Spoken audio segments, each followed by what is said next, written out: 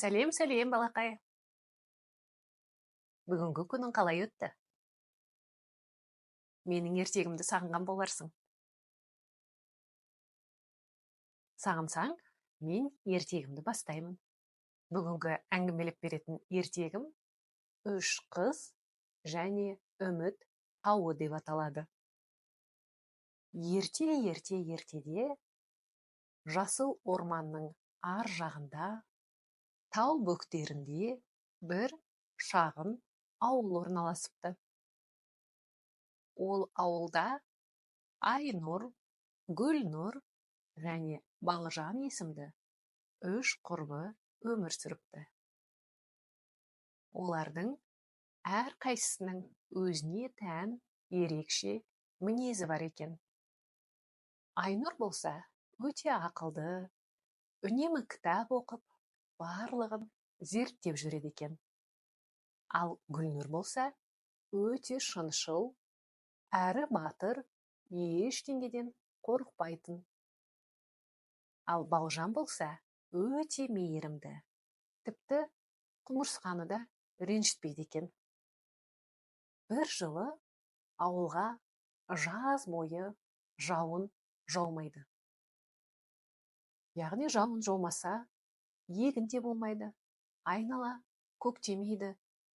Яғни барлық өсімдіктер, ағаштар қурай бастайды. Ауылдағы бір қарт дана әже былай дейді: үміт тауында жоғалған көк тас бар.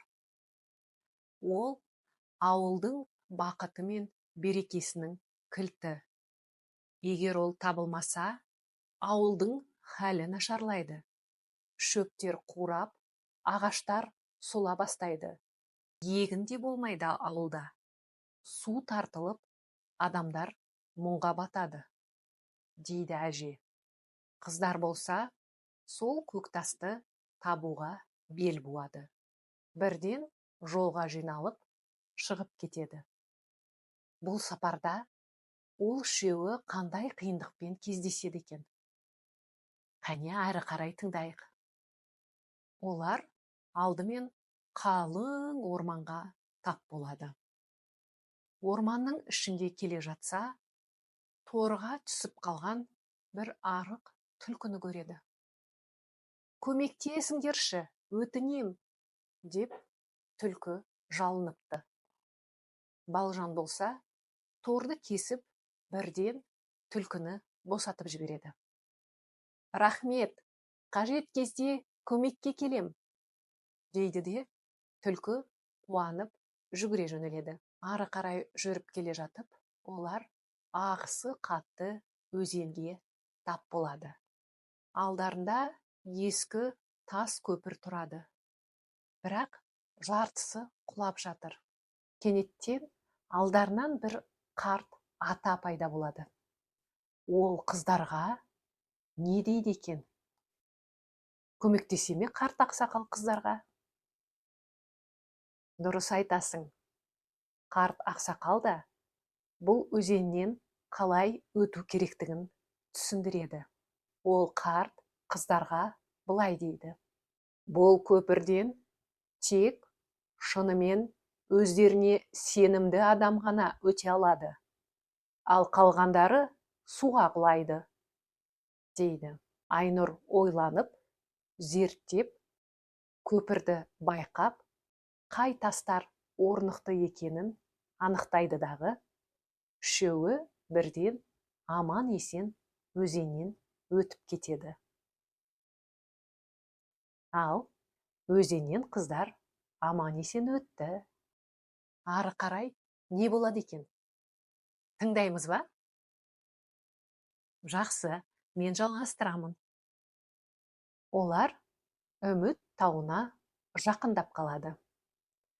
Бірақ жақындап қалғанда бір қараңғы үңгірге кіріп, адасып кетеді. Сол кезде «қорықпаңдар» деген дауыс шығады. Ол кім екен?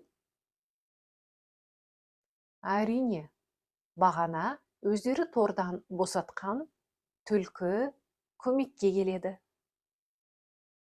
Ол түлкі оларға жол көрсетіп, үңгірден шығарып жібереді. Олар үшеуі ары қарай таудың басына жетеді. Таудың басына жеткенде ауылды құтқарушы Көктас бір үлкен тастың астында жарқырап жатады. Бірақ үлкен тасты орнынан қозғалту оңай емес. Үш қыз үлкен тасты қалай орнынан қозғалтар екен? Саған да қызық па? Маған да қызық. Ол үшеуі күштерін біріктіріп, бар күштермен тасты итерген кезде, тас орнынан қозғалады.